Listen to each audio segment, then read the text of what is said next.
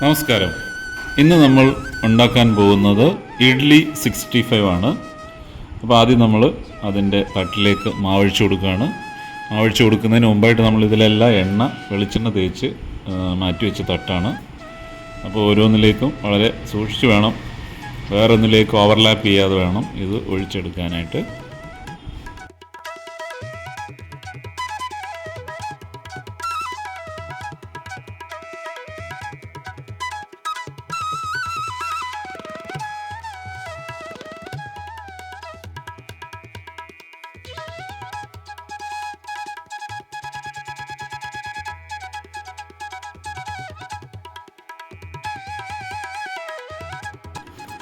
നമ്മൾ ആദ്യമേ ചൂടാക്കി വെച്ചിരിക്കുന്ന ഓട്ടുരുളിയിലേക്ക് നെയ്യ് ഒഴിച്ചു കൊടുക്കുക.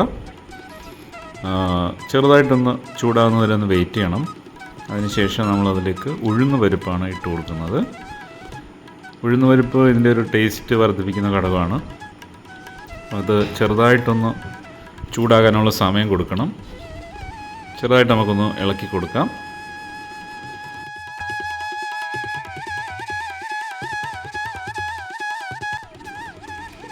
അടുത്തായിട്ട് നമുക്ക് കുറച്ച് കടുക് ഇട്ട് കൊടുക്കാം.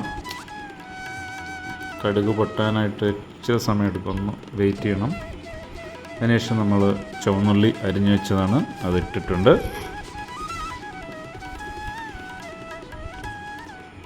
അതിനുശേഷം നമ്മൾ അതിലേക്ക് കുറച്ച് കറിവേപ്പില ഇടണം. എന്നിട്ട് ചെറുതായിട്ടൊന്ന് ഇളക്കി കൊടുക്കാം.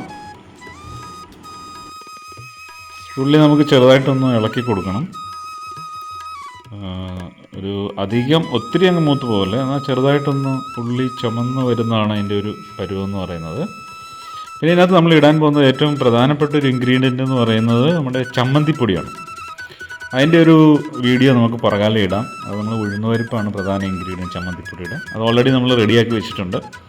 അത് നമ്മൾ ഇതിനകത്ത് വെച്ചിട്ട് വഴറ്റിയെടുക്കും. അതാണ് അടുത്തായിട്ട് നമ്മൾ ഇതിനകത്ത് ചേർക്കാൻ പോകുന്നത്. അപ്പോൾ നമുക്ക് ഇതിലേക്ക് ചമ്മന്തിപ്പൊടി ചേർത്ത് കൊടുക്കാം. നമ്മൾ ഇത് ചെറുതായിട്ടൊന്ന് വഴറ്റിയെടുക്കണം. ഇനി അടുത്തായിട്ട് ഇതിൻ്റെ അളവെന്ന് പറയുന്നത് പ്രത്യേകിച്ച് സത്യം പറഞ്ഞ ഒരു അളവായിട്ടില്ല. നമ്മൾ എടുക്കുന്ന ഇഡ്ഡലിയുടെ ഒരു എണ്ണം വെച്ചിട്ട് നിങ്ങൾക്ക് തന്നെ മനസ്സിലാവും. ഇഡ്ഡലിക്കകത്ത്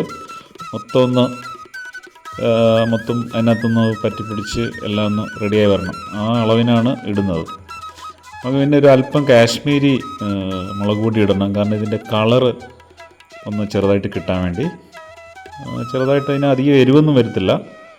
നമ്മൾ ചമ്മന്തിപ്പൊടിയിൽ അധികം എരിവ് ചേർത്തിട്ടില്ല, കുറച്ച് മുളക് പൊടി മാത്രമേ ചേർത്തിട്ടുള്ളൂ. അതുകൊണ്ട് ഇതിൻ്റെ കൂടെ കുറച്ച് കാശ്മീരി മുളക് പൊടി ഇട്ടിട്ടൊന്ന് ചെറുതായിട്ട് ഇളക്കാം.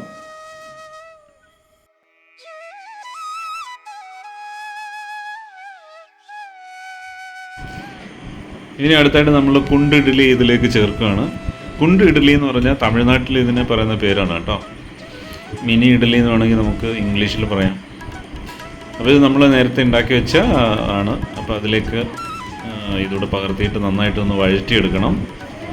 അപ്പോൾ അതിൻ്റെ എല്ലാ ഭാഗത്തും പിടിക്കത്തക്ക രീതിയിലൊന്ന് വഴറ്റണം. അപ്പോൾ അത് ഇച്ചിരി ഡ്രൈ ആയെന്ന് നമുക്ക് തോന്നിയാൽ, ഒത്തിരി ഡ്രൈ ആയെന്ന് തോന്നി ഒരല്പം നെയ്യ് ചേർത്ത് കൊടുക്കുന്നത് നല്ലതാണ്, കുഴപ്പമില്ല. ഒരല്പം നെയ്യ് ഇതിലേക്ക് നമുക്ക് ആഡ് ചെയ്യാം.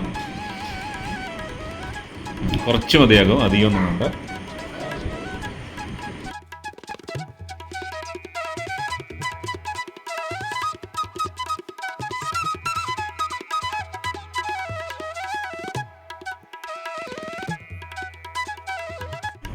അപ്പോൾ ഇത് ഏകദേശം നമുക്ക് പാകമായിട്ടുണ്ട്. നമുക്ക് പാത്രത്തിലേക്ക് പകർത്തിയെടുക്കാം.